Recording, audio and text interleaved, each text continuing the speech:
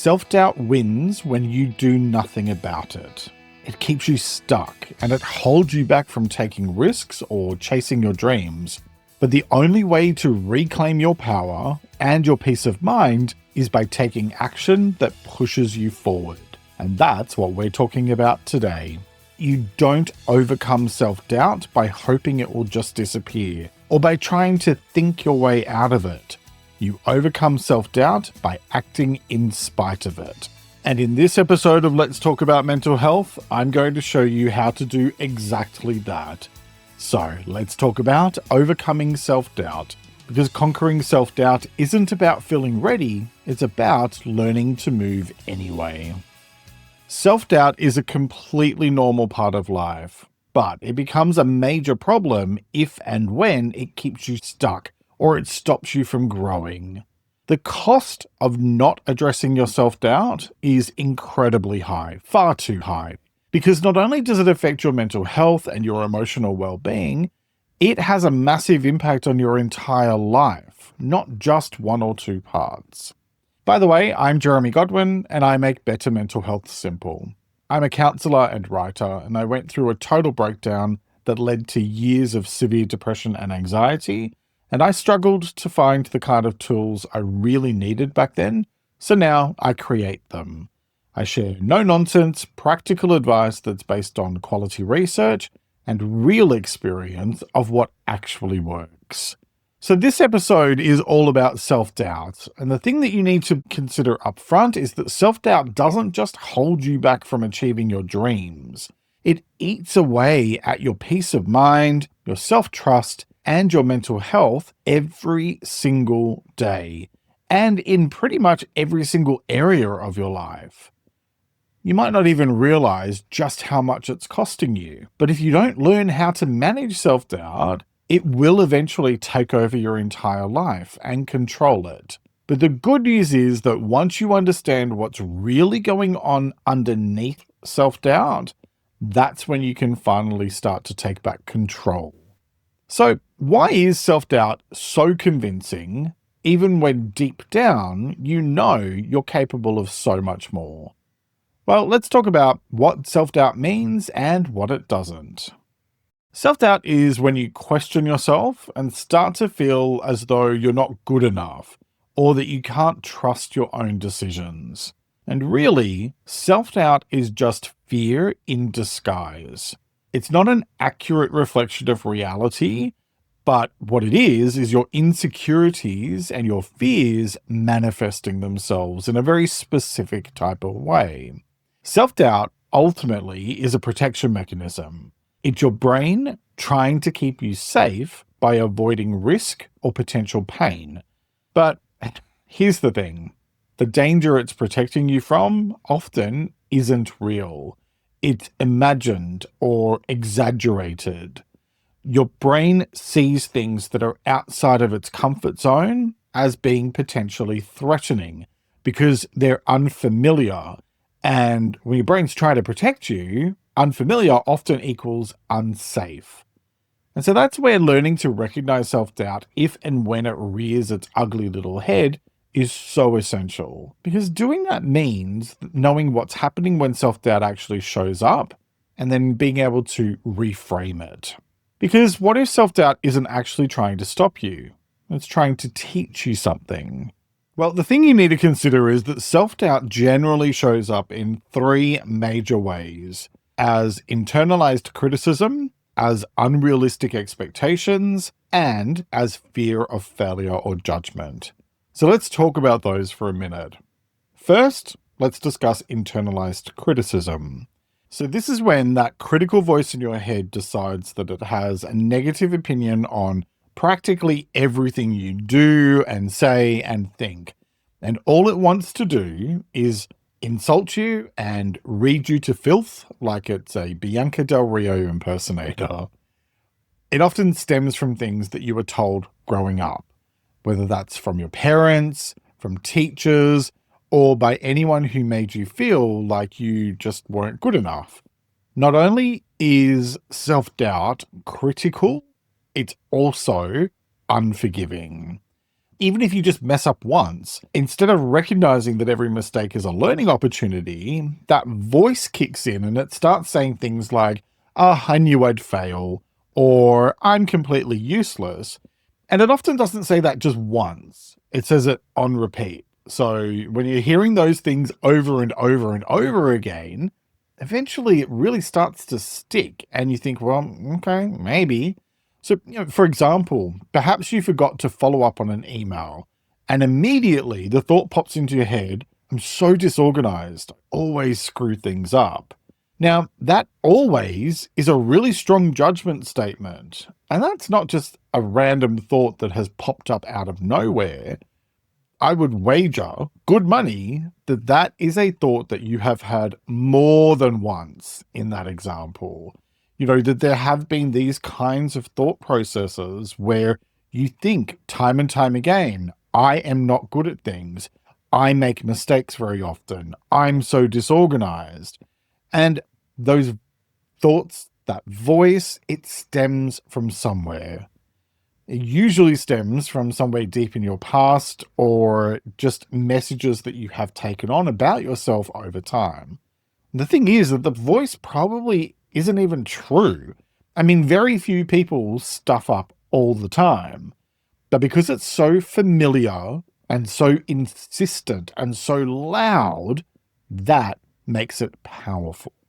Next, we have unrealistic expectations. This is when you set the bar so high for yourself that anything less than absolute perfection is just not good enough. It feels like it's a failure.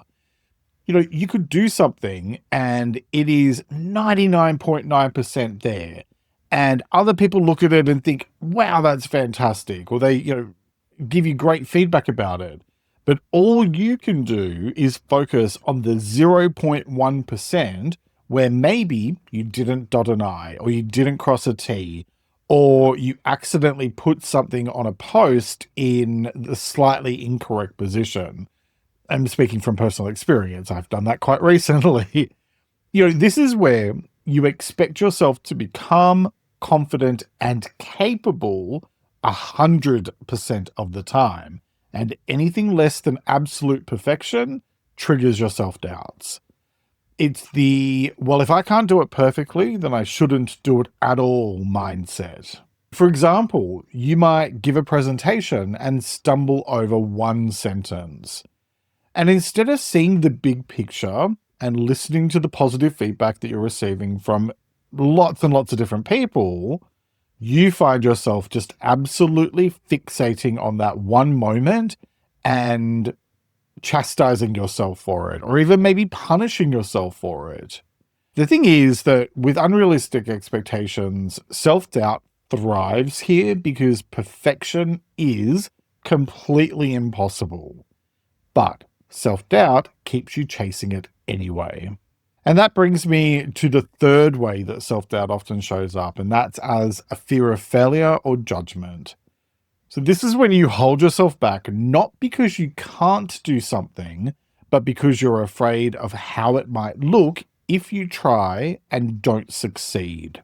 It involves playing small because you don't want to risk being criticized or rejected by other people, or to be seen to be getting something wrong in front of others. And it's not about whether or not you're capable of something. It's more about what other people might think if you fall short. For example, maybe you have a great idea in a meeting, but you don't speak up about it and share it because you're worried that someone else could potentially shoot it down, or that they'll judge you for it if it's not, absolutely perfect or whatever the case might be. This kind of self-doubt tends to keep you silent, still, and stuck. And so, the tricky part is that the more often these types of thoughts show up, and the more we buy into them, that's when self-doubt becomes stronger. And that's because it feeds on silence, inaction, and hesitation. And if you don't interrupt the pattern, it just keeps growing.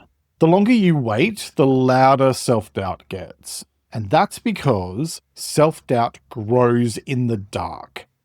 It creeps into all the little corners and gets into the nooks and crannies of your mind, and it picks away at you over and over again. But it's absolutely possible to take back your control and move forward. It's about learning to understand how to approach it and how to take action if and when self-doubt shows up. And that involves making a shift in how you view self-doubt so that you can learn to see it as an opportunity instead of an enemy. Which raises the question, if self-doubt isn't the enemy, if it's actually your brain trying to protect you, even if it's going a messed up way about it, then why does it feel so destructive? And more importantly, how do you stop it from running your life? Well, now let's talk about why self-doubt holds you back. All right, so the main point I really want to make here is that self-doubt chips away at your mental health and well-being and self-worth over time. And it's not because you're weak or broken, but it's because you're constantly questioning yourself, and that creates chronic stress and emotional exhaustion. Honestly, there's only so long that you can have these type of thoughts for before they start having consequences, because they will drain your emotional energy and they keep you on edge. Second guessing yourself triggers anxiety and it eats away at your confidence over time. And honestly, it can be like fuel for the fire for depression if it's left unaddressed. Self-doubt isn't just a series of harmless thoughts. Self-doubt has real cumulative effects on your mental health. Believing your self-doubt tends to shape your decisions and ultimately your identity in a lot of different ways, and you often don't realize that it's happening until it's done serious damage. And that's a huge problem because it means that one day you might wake up discovering that you're now living a life that you didn't choose because you've been allowing self-doubt to run the show. You could find yourself living a life that's much smaller than you wanted because you've been listening to that fearful voice instead of trusting your own abilities. And that's often how people find themselves feeling dissatisfied with their lives, or even miserable about where they're at versus where they really want to be. But let me ask you this. What would happen if you stopped listening to that voice of self-doubt and started trusting yourself instead? Overcoming self-doubt isn't about suddenly becoming fearless. And besides, fearless and foolish often tend to go hand in hand. A little bit of fear is actually healthy. It's about how you react to it and how you process it and understand what it's there for. You know, I have fear all the time. Don't think that I don't have fear doing what I do on this show. I still get nervous sometimes, and I still second guess myself. And I've been putting out episodes of Let's Talk About Mental Health for more than 5.5 years now. The thing is that fear is part of the process. Someone said to me many, many years ago that if you don't feel fear, it means that you no longer care about what you're doing. And I thought that was so interesting, and it stuck with me ever since. In fact, I think it was well over 20 years ago that someone said that. And it still is front of mind whenever I think about fear. I choose to use the fear as fuel, because the secret to handling self-doubt is to feel the fear and do it anyway. Because the fear is telling you that you care about the outcome. So how about we use that to actually create a better outcome that is potentially more successful? Really what this is all about is learning to act while feeling fear, while feeling doubt, instead of waiting for the doubt to pass. I remind myself that the doubt wouldn't be showing up if I wasn't passionate about doing a good job. So I use it to push me forward instead of allowing it to hold me back. Because action doesn't require you to have 100% confidence. You don't have to feel ready. You just have to be willing. So, if you're wondering how to start pushing back against self doubt when it feels overwhelming, we're about to dive into exactly that right after this quick break. And welcome back. So far, we've talked about what self doubt really is and why, if you don't learn how to manage it, it can quietly take over your life and do harm to your mental health. But the thing is that self doubt might be loud, but it doesn't have to be in charge. You have a lot more power than you think. And when you know how to use it, you can start building real trust in yourself again. So, with that in mind, now let's talk about how to overcome self doubt. All right, now let's get into the practical ways you can tackle self doubt in order to move forward with more confidence and peace of mind. Starting with the thing that gets overlooked the most: act first, doubt later.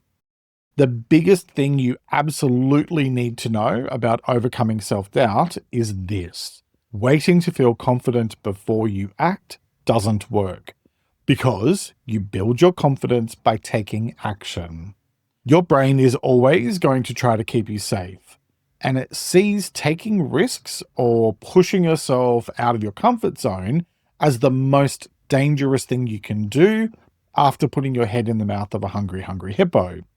So you have to learn to act in spite of self-doubt, because the fastest way to quieten your doubts is to act before they talk you out of trying.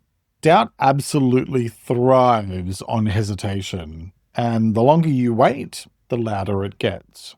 Taking action creates evidence for yourself that challenges the doubts in your head, because once you do something, no matter how small, you've proven to yourself that you're capable, which shifts your focus from fear to momentum. So, start before you feel ready. Set yourself a small and achievable task and do it without overthinking it. Confidence is built through action, not the other way around. Okay, next, start with small wins. Do you know what holds most people back from achieving their dreams? It's focusing on goals that are so huge that they become completely overwhelmed and give up. Focus on taking small steps and achieving small wins that add up to big achievement. Like the old saying goes, the only way to eat an elephant is one bite at a time. Although please don't eat elephants, they've been through enough over the years. Self-doubt can feel overwhelming when you focus only on the big goals ahead of you. So the antidote is to focus on small and consistent wins that build your self-confidence and self-trust over time. Every time you follow through on something that you said you'd do, you're casting a vote for believing in yourself. And it teaches your brain that, yes, you can rely on yourself.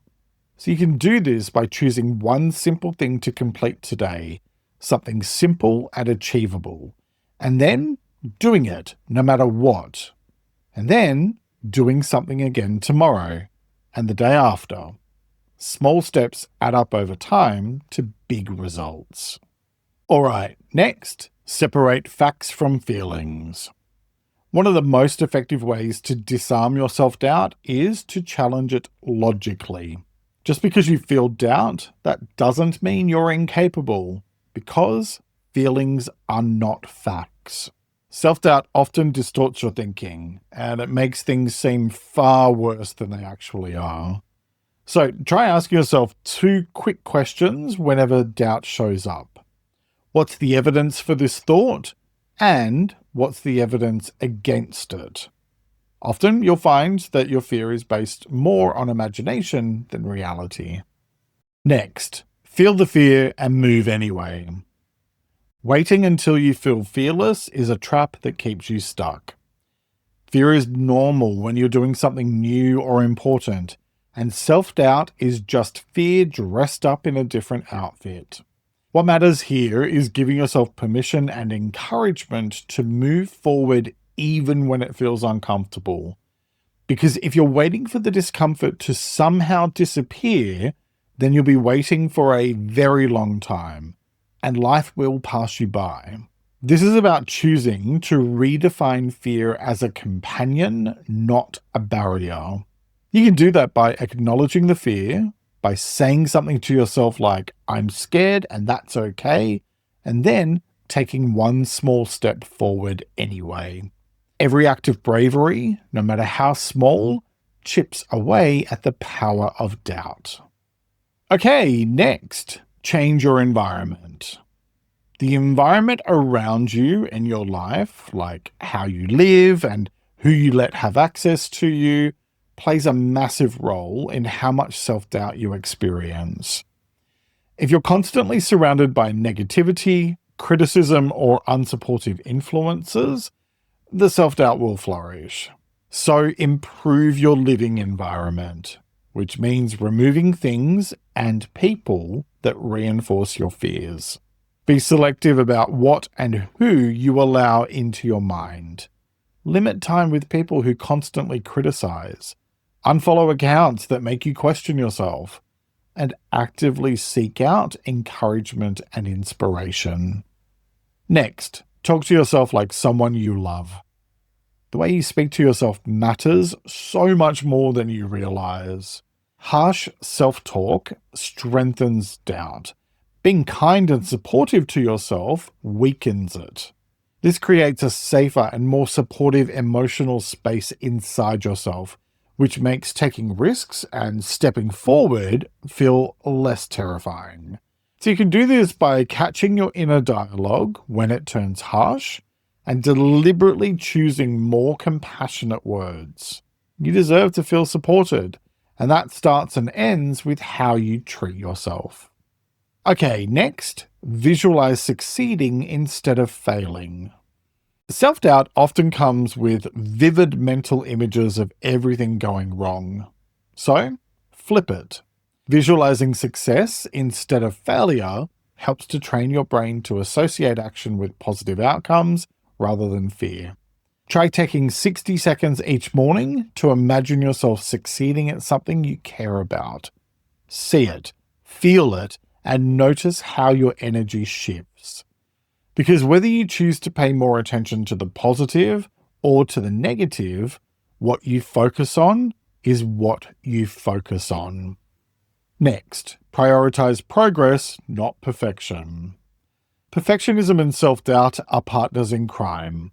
If you're waiting for perfect, then you'll never feel good enough. So choose to consciously focus on making progress instead. This helps because focusing on progress encourages momentum and it reduces fear of mistakes. You can do this by redefining success as showing up and taking the next step rather than achieving an ideal outcome. Remember, good enough is good enough. Next, practice acceptance. You don't overcome self-doubt by making it disappear forever. You overcome it by learning not to let it drive your decisions. Accept that self-doubt will always exist, but you get to decide who's in charge. This serves to shift the goalposts from "I must have no fear" to "fear doesn't get the final say." You can do this by mentally acknowledging self-doubt when it pops up. For example, by saying, "Thanks for your input, but I'm okay." And then consciously choosing to act according to your values and goals, regardless of self-doubt's fearful chatter. Just maybe don't say that stuff out loud to yourself if you're in public. The last thing I want to see is you being dragged off the train or the bus because you're having a little self-empowering chat with yourself and everyone thinks you've gone a bit mad. All right, next, lower the stakes. Self-doubt often shows up when we convince ourselves that everything is life or death, but it's not. Very little is actually as urgent or important as we think it is. Reducing the pressure on yourself helps to lower fear, and it makes taking action feel safer. You can do that by reframing tasks or challenges as experiments, not final judgments on your worth. Saying to yourself, "Let's see what happens," is a much healthier mindset than "I must succeed or I'm a total failure." Okay, next, celebrate your effort, not just the outcome. If you only celebrate when you achieve external success, then you'll constantly feel behind. It's the equivalent of demanding more and more from yourself and never being satisfied. Choosing to celebrate the effort you put in helps enormously because it rewards the thing that really matters, having the courage to show up and take action. You don't have to throw yourself a parade for everything you do. Just try pausing at the end of each day or week and give yourself credit for what you did, not just what you achieved. Progress is built on showing up again and again. Next, remember that confidence is a skill, not a personality trait. One of the biggest lies that self-doubt tells you is that you're not the kind of person who can be confident. That's absolute rubbish, and I call shenanigans on that. Confidence isn't something you're born with. It's something you build by taking action, by trying new things, by learning from your mistakes, and by trying again. This is what puts confidence within your control, and it's a mindset as much as it is a series of actions. You can do this by choosing to treat each small step as a practice session, not a final exam. Confidence is something that grows every time you prove to yourself that you can survive uncertainty. Because when it comes to overcoming self-doubt, what it all boils down to is this. Self-doubt doesn't have to dictate what you do or how you live your life. The more you choose to move forward despite the uncertainty, the stronger your sense of self-trust becomes. And that's where real confidence grows. Overcoming self-doubt isn't about having to feel fearless. It's about deciding to back yourself, even when it feels uncomfortable. And every time you do, you're building a future for yourself that's shaped by courage instead of fear. The choice is yours, as it is with all things related to your well-being. So, what choice will you make today? Each week I like to finish up by sharing a quote about the week's topic, and I encourage you to take a few moments to really reflect on it and consider what it means to you. This week's quote is by an unknown author, and it is, "Doubt kills more dreams than failure ever will." Let me repeat that. Doubt kills more dreams than failure ever will. All right, that's nearly it for this week. What's one thing you'd do if you stopped doubting yourself so much? Let me know in the comments and let's talk, because the more we talk about it, the easier it gets. Join my free mailing list at ltamh.com to stay up to date with new episodes and more. And become a supporter on Patreon for early access to ad-free episodes and exclusive content. They're both linked in the description. Thank you very much for joining me today. Look after yourself and make a conscious effort to share positivity and kindness out into the world, because you get back what you put out. Take care and talk to you next time. My recent episode about why discomfort is a good thing might also be helpful. It's linked in the episode description, so check it out. Next week, I'll be talking about dealing with criticism.